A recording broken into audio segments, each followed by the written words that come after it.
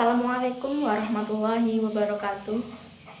Kembali lagi bersama saya Yulia Mu'arifatuz Zahro dalam mata kuliah Komunikasi Organisasi bersama dosen pengampu mata kuliah yaitu Bapak Dr. Hanif Al-Qadri. Dalam video ini saya akan melanjutkan tugas komunikasi organisasi, yaitu tentang prinsip-prinsip dan hambatan-hambatan dalam komunikasi. Baiklah, prinsip yang pertama yaitu komunikasi adalah suatu proses. Proses yang dimaksud adalah proses simbolik, yaitu salah satu kebutuhan kita manusia, siapapun orangnya, adalah kebutuhan untuk simbolisasi atau penggunaan lambang-lambang tertentu. Kadang-kadang komunikasi tidak harus berupa kata-kata ataupun kalimat yang panjang, tetapi cukup berupa simbol-simbol, dan itu sudah menginformasikan kepada siapapun yang melihat bahwa ada sesuatu yang akan atau ingin disampaikan. Selanjutnya, contoh dari proses simbolik itu apa saja? Yaitu terkait dengan lambang atau simbol yang digunakan untuk menunjuk atau merujuk kepada sesuatu. Misalnya, kita memasang bendera merah putih di depan rumah kita. Itu pada saat bulan Agustus, yaitu pada tanggal 17 Agustus, yaitu hari kemerdekaan. Nah, secara tidak langsung kita atau keluarga kita yang ada di rumah itu menginformasikan atau mengkomunikasikan kepada siapapun yang melihat keluarga ini, dia adalah keluarga yang menyatakan diri untuk selalu memberikan penghormatan kepada negaranya sebagai bukti cinta tanah air Indonesia. Selanjutnya kita masuk ke prinsip yang kedua dalam berkomunikasi. Prinsip yang kedua dalam berkomunikasi ini adalah bahwa setiap perilaku yang kita lakukan yang dilihat oleh orang lain itu punya potensi komunikasi apapun itu bentuknya. Ingatlah istilah we can not communication, yaitu kita tidak bisa untuk tidak berkomunikasi apapun itu, walaupun sekecil apapun. Apakah itu berupa gerakan, perkataan, perilaku, bentuk badan kita, itu disampaikan dan kemudian pada akhirnya disadari ataupun tidak, itu adalah suatu bentuk komunikasi. Karena setiap perilaku kita, setiap tingkah kita itu perlu kita sampaikan kepada orang lain. Contohnya yaitu seperti tangisan anak bayi. Tangisan anak bayi ini memiliki makna yang berbeda-beda tanpa kita sadari. Namun, semua itu hanya bisa dipahami oleh ibunya, karena setiap makna tangisan anak bayi itu memiliki arti berbeda-beda. Nah, itu cuma bisa disadari, dimengerti oleh ibunya si bayi tersebut. Nah, disitulah dari situ kita menafsirkan bahwa perilaku apapun, tingkah laku apapun, bahkan tangisan seorang bayi itu bukanlah kata-kata, tapi bisa dimaknai sebagai sebuah komunikasi yang sangat luar biasa. Dan setiap orang pun bisa menangkapnya secara berbeda-beda. Maka kadang-kadang perilaku atau sikap yang kita sampaikan memang perlu diwaspadai dan perlu kita hati-hati, karena apa yang ditangkap orang lain bisa saja berbeda apa yang telah disampaikan oleh orang lain. Contoh lain yaitu seperti kedipan mata. Kedipan mata saja bisa memiliki arti yang berbeda-beda jika banyak ditangkap oleh orang lain. Selanjutnya yaitu ada siulan. Siulan juga bisa diartikan bermacam-macam. Bahkan dalam keadaan tertentu, ketika kita bersiul di hadapan seorang perempuan, itu bisa saja dianggap menggoda. Ya, dan itu dianggap sebagai sinyal komunikasi negatif yang disampaikan dari seseorang kepada dia sehingga perempuan itu merasa dilecehkan. Maka dari itu kita harus berhati-hati dalam bertindak, bersikap, berperilaku maupun berkata-kata dalam melakukan komunikasi. Ada istilah yaitu mulutmu adalah harimaumu. Karena biasanya apa yang kita katakan secara tidak sengaja bisa saja menyakiti hati orang lain. Selanjutnya kita masuk kepada prinsip yang ketiga. Prinsip yang ketiga yaitu komunikasi itu pada prinsipnya mempunyai dimensi isi dan dimensi hubungan. Dimensi ini menunjukkan muatan dari sebuah komunikasi, dan dimensi ini disandi secara verbal.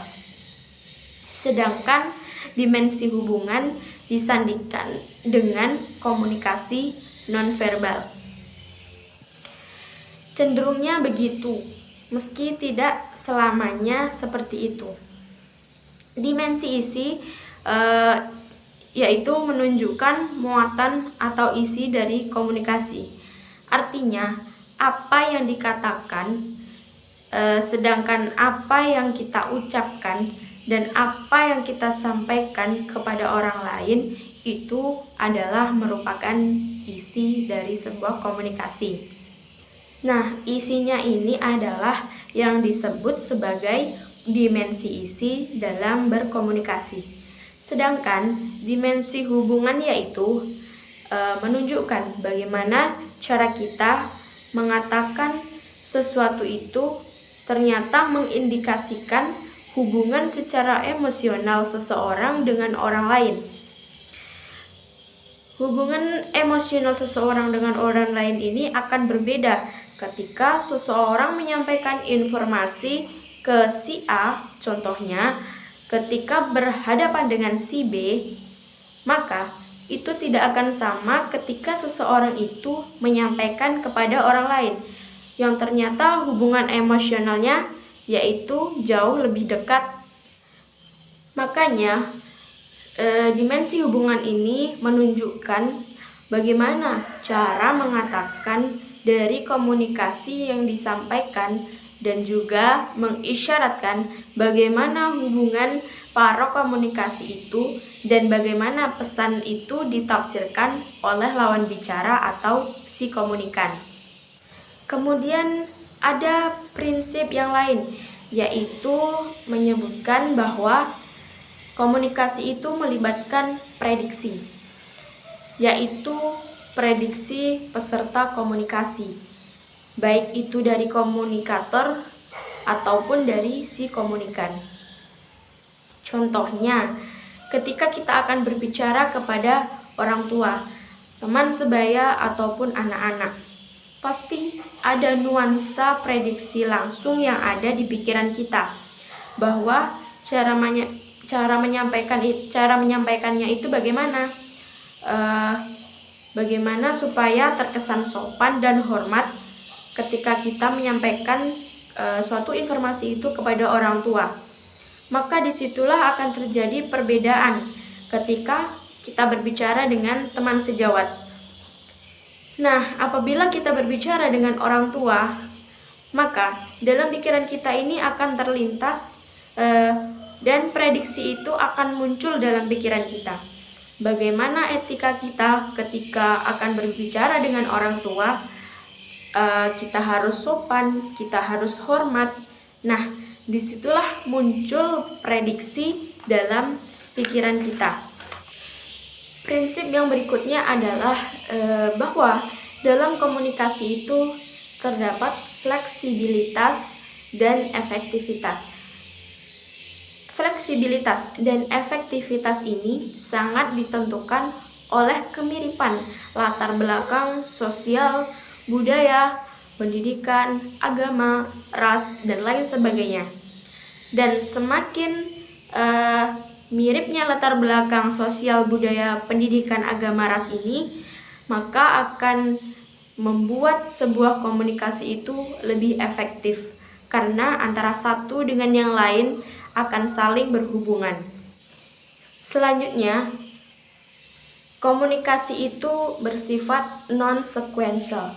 Artinya adalah komunikasi manusia dalam bentuk dasarnya, komunikasi tatap muka itu ada dua arah, tidak bisa satu arah. Contohnya, ketika seorang manajer berbicara kepada pegawainya dalam sebuah rapat atau dalam sebuah organisasi, sebenarnya saat manajer berbicara itu secara tidak langsung pegawai ini juga menyampaikan sebuah pesan kepada manajernya ini, yaitu dengan menganggukkan kepala saja itu berarti ia mengerti apa yang telah disampaikan oleh manajer ini. Nah, disitulah terjadi komunikasi antara kedua belah pihak tanpa sengaja kita sadari. Mungkin itulah prinsip-prinsip dalam komunikasi. Selanjutnya kita masuk dalam hambatan-hambatan dalam berkomunikasi. Hambatan-hambatan dalam komunikasi ini bisa terjadi kapanpun dan dimanapun. Nah, hambatan-hambatan ini kalau tidak kita prediksi, tidak kita perhatikan dengan baik, dia akan bisa menjadi bencana sebagai alat perusaknya komunikasi, sehingga terjadilah apa yang kita sebut, yaitu terjadinya miskomunikasi antara satu dengan yang lain. Maka kunci suksesnya komunikasi adalah kapan kita menyebutnya efektivitas. Kapan kita menyebutnya efektivitas itu terjadi, yaitu ketika apa yang kita sampaikan itu diterima dengan baik oleh si komunikan, sehingga tidak ada noise atau hambatan di tengah-tengah yang menyebabkan informasi itu terhambat.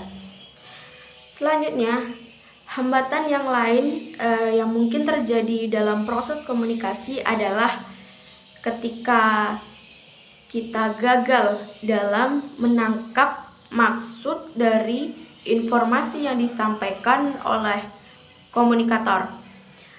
Selanjutnya, hambatan yang lain yaitu adalah ketika terjadi kesalahpahaman atau yang kita sebut dengan distorsi pesan karena tidak adanya kepercayaan atau tidak saling mempercayai antara satu dengan yang lain. Nah, selanjutnya ada beberapa hal yang perlu kita perhatikan agar komunikasi itu terjadi sesuai dengan harapan kita. Yang pertama yaitu komunikasi satu arah atau dua arah. Tapi yang jelas komunikasi ini selalu dua arah. Maka kalau dua arah, sebagai komunikator kita dituntut untuk paham lebih banyak apa yang akan kita sampaikan kepada komunikan. Yang kedua adalah mendengarkan. Kebiasaan mendengarkan sambil memahami. Ketika orang berbicara, kita sudah memulai komunikasi. Kemudian mereka memberikan tanggapan. kebiasaan yang tidak bisa kita hilangkan yaitu adalah kebiasaan sulit untuk mendengarkan orang lain.